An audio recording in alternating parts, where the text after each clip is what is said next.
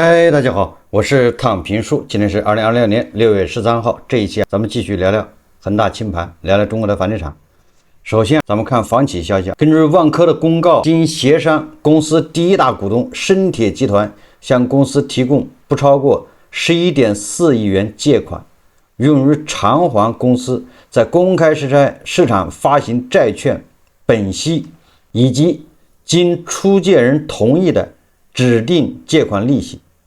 借款期限最長不超過3年。金主爸爸又掏錢了，但是這個金主爸爸還能掏多少呢？2020年1月27號，深鐵向萬科提供了一筆額度不超過23.6億元的借款，加上此前根據框架協議提供的3.69億元借款，以及本次新增的11.4億，年初至今，深鐵累計向萬科提供借款規模已達38.68億元，多了不說了，這就像極了低保老人不停的加倉，不救前面的錢，竹籃打水一場空。救有可能救活，當然了，也有可能无功而返，那就損失更多的錢。救還是不救，這確實難以抉擇。但是我看深圳有關部門還是選擇了救，那這個就要承擔更大的風險。為什麼這麼說？這個6月6號啊，中國房地產報刊登一篇報道，這個報道叫紓困華南城4年，深圳國資平台站上被告席。華南城實際上跟萬科一樣，萬扇穿透，背後對吧？大股東都是深圳國資委，萬科也一樣嘛。華南城也一樣。6月2日晚間，深圳市特區建設發展集團叫特區建發披露重大訴訟進展。廣州市中級人民法院一審判決，特區建發聯合華南國際工業原料城，就是華南國際，需要向深圳市生機華智私募股權投資基金合夥企業支付21.11億元股權收購價款。這場超21億元的巨額賠付並非突發風險，而是特區建發4年紓困華南城布局中前期兜底條款全面觸發後的結果。值得注意的是，該一審判決早在2026年5月22日便出具，特區建發延遲10餘天才正式对外披露相關案情。一波未平，一波又起。除21.1億元股權回購糾紛外，特區建發還捲入一樁15億元金融借款訴訟糾紛，原告為華夏銀行深圳分行。該案同樣源於華南城紓困期間的資金籌措安排。自2022年入局紓困華南城以來，特區建發財務壓力持續攀升，連續多年陷入虧損困境。這個特區建發就相當於深圳地鐵，華南城是特區建發的子公司。當初華南城也是像萬科一樣遇到了資金鏈斷裂，遇到問題，那麼大股東有錢的爸爸出手相救，給這個華南城紓困，輸到最後華南城也沒有救起來。那華南城現在應該是在香港進行叫清盤，那你清盤不要緊，你爸在，所以很多債主就開始告他爸，當年紓困的是你擔保的，或者你總之這個借款有你的事。我舉這個例子什麼意思呢？這個中國房地產報報道，紓困華南城4年，深圳國資平台站上被告席。未來某一天會不會再出一個報道，叫紓困萬科8年或者幾年，深圳國資平台再次站上被告席？我把話放這兒，大家可以看，未來很有可能有這麼一天。關於樓市說來說去，也就是韭菜現在都想明白了，不願意買房，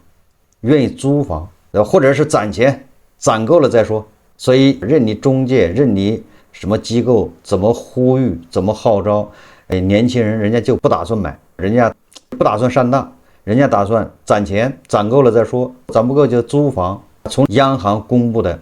5月份金融數據來看，是吧？居民中长期貸款是連月下降，4月、5月2個月是負增長，也就是大家勒緊褲帶去還按揭貸款，不僅不去貸款，還還按揭貸款，這已經說明問題了。那這樣，即便有小陽春，那也是二手房小陽春，跟那個新房關係不大。那也就是這個開發商手上的房子不好賣，賣不掉，沒辦法回籠資金，你說怎麼辦？你救他，無非就是延緩，對吧？把這個雷往後推，越滾越大，因為所有的資金都是成本的，你越滾，那利息越多，還有罚息，而你手上的資產是在縮水，這大家知道吧？那資產就是那個你手上的這個物業的價格跌了，它在縮水，你買的地也可能沒辦法開發，你開發了也賣不掉，所以那玩意儿也在縮水，手上資產還在縮水，房子賣不掉又在手上縮水，沒辦法回籠資金，所以你就發现它的虧損是一年比一年大，虧損大主要是縮水，再加上降價賣房又是虧損，所以说你說這個多難救，我早就说過了，這些開發商如果想活過來，那只有拜托牛馬和韭菜七大姑八大姨借錢衝進樓市瘋狂買房，一人買2套3套，開發商就緩過來了，否則沒有辦法改善當前的困境。所以咱們早就說了，能拯救開發商的只有韭菜去買房才能救他們，否則救不了。其他的一切辦法都只是延緩，往後推延，最後的目的還是要韭菜來接盤，最終都是要靠韭菜接盘來化解這場危机。好，我們再看看摩根士丹利他6月11號他又發表了一篇文章，在地產小陽春是拐點還是又一次假啟動，在這個文章的基礎上他又發了一個文章，這個摩根士丹利的他的觀點很直接，他說二手房銷售疲軟的跡象越發明顯，所以我要舉報這個摩根士丹利他居然唱空樓市，這個有關部門應該找與摩根士丹利談話約談，不行就取締他在国內開展業務的資格。我這裡給大家介紹一下摩根士丹利的觀點，是供大家批判駁斥。我們要看看摩根士丹利是怎麼唱空的。他說，截至6月10號，25个主要城市二手房實時成交同比增幅降至 9.2%， 4月份為 30%， 5月份為 26%。 那這意思就是4月、5月、6月一路下滑，就這意思。而且6月是降得更厲害。這一降幅是在端午節假期導致去年同期基數較低的情況下出現的，也就是去年因為端午節假期去年基數很低，在這個低基數上你還降，那摩根士丹利的意思就是你這整個的二手房所謂的同比已經沒有什麼漲幅了，跟去年差不多了，就這意思啊。在2線城市中能級較低的城市，南昌、佛山、南通、東莞、寧波、西安增速大幅放緩，部分城市天津、長沙、成都同比增速甚至轉為負值，也就是天津、長沙、成都比去年要差了，現在已經比去年同期差了。而西安、寧波這些地方跟去年同期相比沒漲了，那也就是當紅炸子雞也就那麼幾個城市，可能北京、上海、深圳。說4月下旬政策放鬆的城市表現出分化，說蘇州和武漢市場依然活躍，而廣州、深圳和佛山的增速則出現了2位數的下滑，這與我們關於6月同比增幅將有所放緩的預期相符。由於政策效應逐漸減弱且積壓需求有所釋放，第3季度同比增幅有可能會轉為負值，這將導致2026年至2027年全國住宅價格總體呈現溫和下行趨勢。不過，它是由於去庫存進展較為順利，部分一線城市價格或許會出現小幅上漲。摩根士丹利選擇保持性，他說，在我們近期發布的地產小陽春是拐點還是又一次假啟動？他說我們的小陽春是假啟動，這個我是堅決不能接受的，悍然唱空我們樓市。他說在這份行業洞察報告中，我們指出3月至4月期間二手房銷量出現意外反彈，這或許是2025年第4季度被壓抑的需求得以釋放的結果。這一趨勢得益於住房抵押貸款利率的下調，以及購房者情緒處於冷靜。鑑於銷售前景的不確定性日益增加，即便自5月中旬以來股價已累計下跌 18%， 而同期恆生指數跌幅為 8%， 我們仍認為該行業風險回報比呈現下行趨勢。我們建議密切監測6月至8月期間的銷量、房價、二手房掛牌量、交易結構以及租金水平，以判斷市場是否出現真正拐點。這個不勞摩根士丹利費心。我現在可以明白无誤的告訴大家，6月、7月、8月，我们的楼市是穩中向好，回暖的势頭一直得到保持。做完这个節目，我就打算了，準備去看房、買房，對吧？以實際行動來支持樓市企穩。摩根士丹利，他說我們仍持謹慎態度，並繼續建議投資者重點關注那些兼具行業整體增長紅利與自身業績增長潛力的個股。華潤置地認為我們首選標的，其次是建發股份，他這炒股了。這個摩根士丹利開始夾帶私貨了，推薦華潤置地、建發股份，這個不合適。這個摩根士丹利他也夾雜了一些報表，引用了一些數字。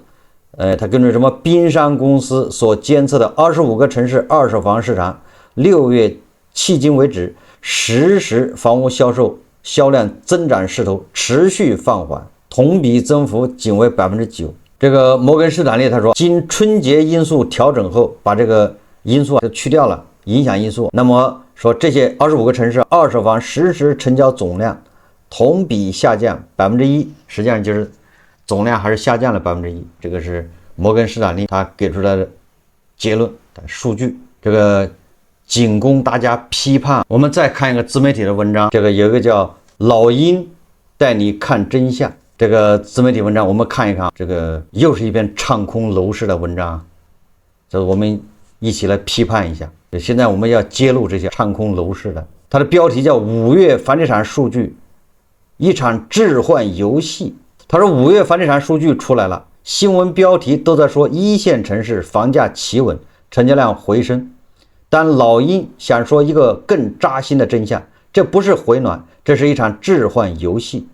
這個說的就不對了。你說誰買房子是遊戲呢？把舊房子賣掉買新房子，這怎麼叫遊戲呢？這是人民奔向美好生活啊，改善生活。他說不是市場活了，是套牢的人正把鐮刀交給下一批人。我是老鷹，他說接下來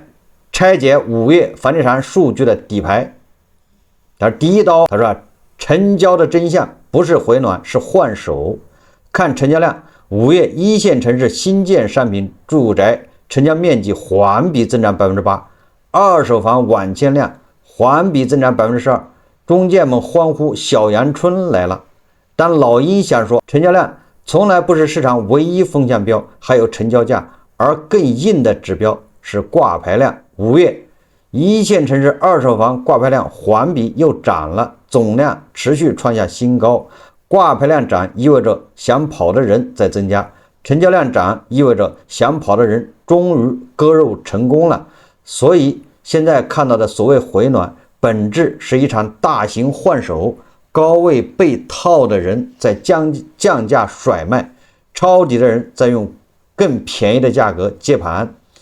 一手房東含淚離場，另一手新買家以為自己抄了底，這不是市場反轉，這僅僅是籌碼的轉移。第二刀說價格的真相，新房在硬撐，二手房在割肉。再看價格，5月70個大中城市裡，新建商品住宅價格環比上漲城市有32個，比4月多了8個，但這組數據背後藏着統計學無法告訴你的真相。說新房是開發商在定價，他們寧可不賣也不降，因為一降之前買了房的人就來砸售樓處，所以他們配合政策包裝促銷，硬撐門面。但二手房是散戶在定價，5月二手房價格環比下跌的城市有48個，比4月還多了2個。一線城市裡，上海二手房環比下跌0.8%，跌幅比4月還擴大了。深圳跌了0.4%，連續第5個月下跌。這組數據的潛台詞是什麼？新房是面子，二手房是裡子，面子還在撐，裡子已經在破了。他這個解釋有點勉強，因為新房的價格不可測。我在節目裡一直在說，新房的價格你不要參考，新房價格必然是每個月都漲，沒毛病，因為人家現在出的是第4代住宅，得房率這個文章可做的文章很大，空間很大，所以這個價格你就沒辦法跟以前的這個價格比，那麼簡單的比，所以說新房價格它肯定是在漲，沒有關係。但是新房到你手上，你想賣那就是二手房了，這個二手房能不能漲，那就只有天知道。说面子還在撐，里子已經在破。你看均價沒怎麼跌，但每套成交價都比掛牌價低了8%到15%，這叫以價換量，用割肉的代價換一個逃命的機會。第三刀，三組冰冷數據，土地、資金、信心三重冰封。最後說老鷹給你看三組被主流媒體刻意淡化的真實數據。第一組，土地市場1到5月全國房地產開發企業土地購置面積同比下降 23.6%， 土地成交價款同比下降 18.9%。 開發商不拿地了，因為他們比誰都清楚房子賣不動，這個信號比任何房價指數都誠實，也就是春江水暖鴨先知，是吧？近水樓台先得月，就這意思啊。第二組，資金端1到5月房地產開發企業到位資金同比下降 12.8%，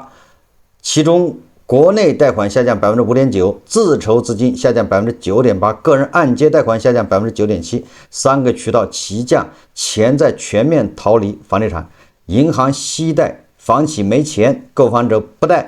這個負循環還在加速。第三組，信心端，央行5月城鎮儲戶問卷調查顯示，預期房價上漲的居民佔比從4月4季度已經開始連續多個月低於 15%， 處於有調查以來歷史低位。老百姓用腳投票了，他們不認為房價會漲，所以不買房不貸款。土地涼了，錢跑了，信心沒了，這三組數據放在一起，就是當前中國房地產市場的真實的體溫，不是回暖，是籌碼置換啊！老鷹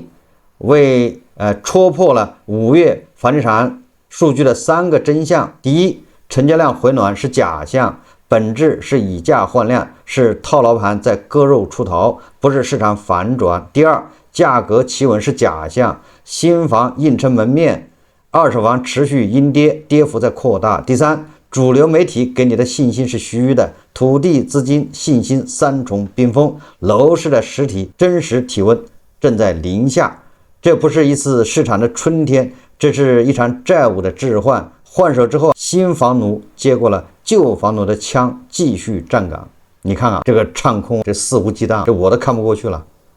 我決定做完節目我就去看房，準備買一套。我用事實打這些看空人的臉，先買一套，以觀後效。如果不行，不排除買一套，再買若干套。這個文章說，看清這些數據，不是為了讓你更焦慮，而是讓你在下一次被中介的朋友圈刷屏時，能冷眼看待。你知道，這不過是一場籌碼轉移的遊戲。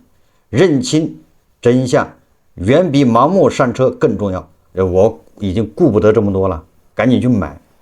沒空跟這些唱空的抬槓去指責他說的不對。他這裡面啊不值一駁。為什麼？因為咱們政策已經給出來，就要企穩回暖，會也開了，文件也發了，大家也學習了，怎麼可能不穩？只要政策說要它穩，它就穩，這個還有什麼值得懷疑的嗎？只要會議上說了要穩，只要文件裡面寫了要穩，那它就得穩，一切行動聽指揮。所以很多人他不懂政策，他就在這說，哎，房價跌了，房價要怎麼跌？這都是叫螳臂擋車啊，一葉障目。所以我沒空跟他們抬槓去反駁他們。我現在要做的就是看房，準備貸款買，誰也別攔着我。我們要響應號召。我們再看媒體的報道，他說廣州地鐵客流集體大下滑。這我不知道，我不在廣州啊，不知道在廣州的網友有沒有這個印象，或者有這麼這個感覺，說廣州地鐵的客流也在下滑。我以前看到有自媒體說北京這個地鐵都不擠了，上班時間也沒那麼擠了。我的印象中，我在北京上班的時候，那2000幾年、10幾年的時候，我從通州八通線叫北苑站，应该就萬達廣場邊上那北苑站，我有印象。我從那兒坐地鐵，每次進站的時候啊，就要排隊排很長時間。地鐵站外面廣場上是用欄杆繞着曲里拐彎的，大家在裡面走回字形嘛，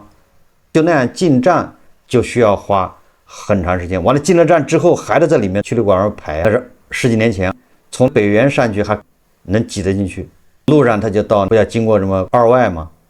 還什麼傳媒大學是吧？就那些站的时候，那根本那些站基本上就是靠後面的人把你推进去，你也不用使劲，你就往那个位置对就行了。你只要把位置卡对，保证不要被别人把它挤溢出来了，溢出车门外那不行。那这样你肯定被人推进去了，没毛病。你出地鐵的時候也是的，那提前一站地、兩站地記得往出換到門口附近，也是會有人把你推出去。但是他自媒體介紹，他說廣州的叫客村站，日均客流直接跳水24.4%，號稱宇宙中心的珠江新城站也重挫了19%，連常年霸榜全國之首的體育西路站也少了12%的人。曾經的運力神話3號線客流下降了4.7%，珠江新城生命線5號線更是直接跌破了100萬大關，降幅6.9%。不僅是地鐵，說連公交乘坐人數也是一路下滑。那為什麼公共交通人這麼少呢？難道都開車嗎？不是，所以有網友就懷疑是不是在廣州的這個人口在減少。當然了，也有聲音，也有分析認為，他說廣州常住人口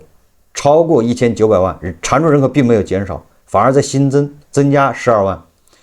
那麼為什麼地鐵和公交客流在急劇下滑？他說數據顯示，廣州電機，也就是電動車日均出行量已經達到968萬人次，已經超過地鐵。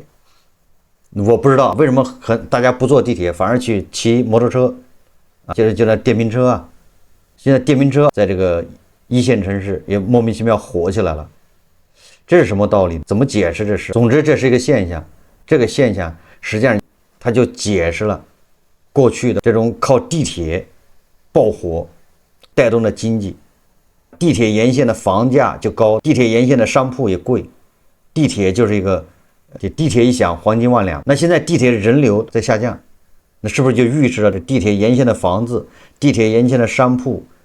等等都會受到影響？後來我看很多有人發的視頻，現在的八通線那個北園，反正是你進站的時候不用排隊了，沒有那麼多人了。但是地鐵裡面人多少我不太清楚，跟我們那個時候相比，10幾年前相比，那人是大幅下降。我個人的觀點，為什麼北京坐地鐵的人少了？上下班高峰期沒有以前那麼嚴重了。第一個，靈活就業的人多了。你不要看北京好像是不是一線城市，但是同比例的一定要記住了，按比例，那北京的靈活就業人口也在增加。靈活，你別看北京的人還是那麼多，但是靈活就業的增加了。靈活就業的，那你就沒必要大早上跟人擠，是吧？你都靈活就業了，你也不是朝9晚5，你就自動會錯峰出行。這是第二個，靈活就業的人，他很多人他吧就在自己住的附近找工作，找零工或者找什麼，所以那他最好的交通工具就是電瓶車，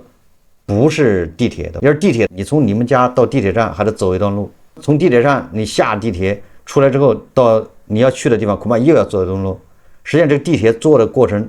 不長，就1、2站地或者2、3站地，但是你兩頭都要走，或者都要其他的交通工具，要麼就騎共享單車，所以說反而不方便。像這種出行，人家還不如有個小電瓶車，騎個幾公里，5、6公里，說遠不遠，說近不近的，電瓶車更方便。所以我認為是靈活就業的增加導致的。這是第二個，這種零工經濟，大家更加靈活，是吧？騎電瓶車更方便。反正你已經混到騎電瓶車靈活就業了，那買房就得小心點，對不對？你貸款買房你敢嗎？貸款買房你每個月的還按揭貸款，5000塊4000塊，那你的靈活就業你怎麼對抗？每個月也固定的還按揭，所以說靈活就業的人越來越多，那意味着願意買房的人他會越來越少，因為他的收入不穩定。那這樣只能靠那些有固定工作的人多擔待一點，你們多買幾套，你不買我不買，那房子誰買？那房價下跌怎麼行？所以說有正式工作的你們多買幾套，買一套不行買2套，房子買了放那兒它又壞不了。等到這些做零工的靈活就業的找到工作了，再把房子賣給他，你這房子漲了，轉手加他1倍，你不就賺錢了嗎？最後我們再看一個自媒體的文章，他主要是講他家裡房子太多的困惑。這個作者叫樊小倩，他說一代一家三代3套房，最后全空着。我们攒了一輩子的房子，最後歸誰？這也是個問題。他一家祖孫3代，每一代人都有自己的房子，3套房，最後的房子這些基本上都是空着的。他說，不知道你有沒有發現，我們正在悄無聲息的走進一個房子越來越多，住的人卻越來越少的時代。他說5月我回老家參加親戚的婚禮，沿着縣城的新城區走一圈，成片的新小區拔地而起，到了晚上亮燈的卻不到一半。不要說縣城了，我現在住的這周邊就是這樣的。這小區已經10幾年了，感覺還有好多樓沒賣掉，不知道為啥。村口原來的老宅子翻蓋成了2層小樓，主人一家早就去了省城打工，一年到頭也就過年回來住幾天，鎖頭就是鎖都鏽了一大半。說聊起來才發現這不是個例，你我這代80後90後大多是從小在縣城或農村長大，父母辛辛苦苦幹了一輩子，在老家蓋了房或買了房，好不容易我們自己在外打拼，攢了錢，湊了首付，在工作的城市安了家。再過20、30年，我們的孩子長大，跟着我們在大城市扎根，又會在工作的地方再買一套房。他說算一算，我們這一家3代人至少攢下3套房，可最後老人走了，我們老去了，老了去和孩子住了，老家那一套，甚至我們年輕時買的第1套就這麼空下來了。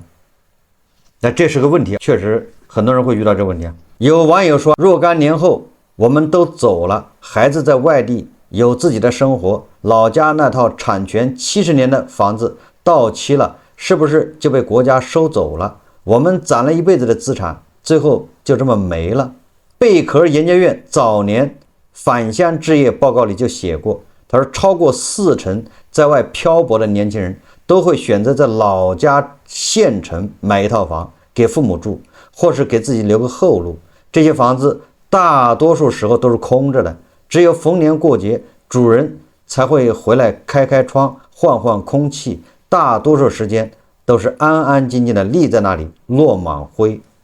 我身邊還有很多這樣的情況，確實就是這樣的。一年春節回來過年的時候，跑過去把那房子打開透氣，要不裡面發霉，在裡面住個1、2天，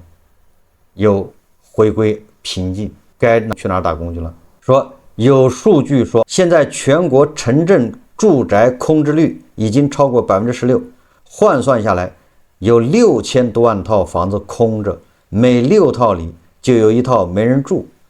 存在不少人口流出的小縣城，這個比例更是超過了30%。那些遠郊的新盤，老一輩留下的老宅子，早就成了沒人住的遺產房。我身邊就有一個真實的例子，老家的鄰居張伯伯，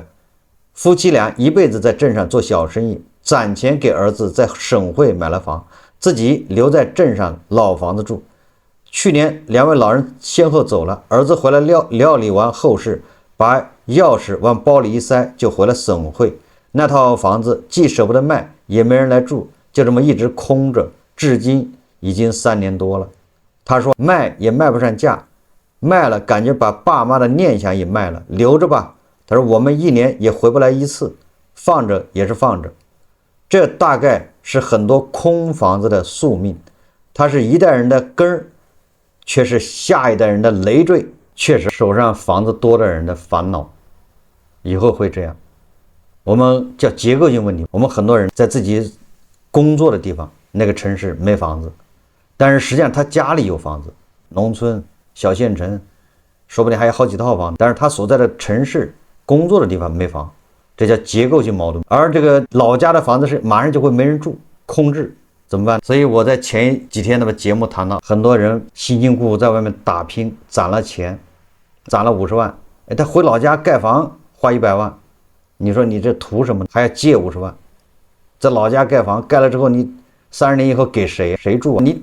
這首先它是個悖論，對不对？你肯定不希望你的孩子30年以後回農村，那你不希望你孩子回農村，那你這把房子蓋個100萬，你幹什麼？而且還借錢蓋是吧？最後那個房子，你孩子混得好，在杭州待着也不回家了，你那房子只能放那空着，最後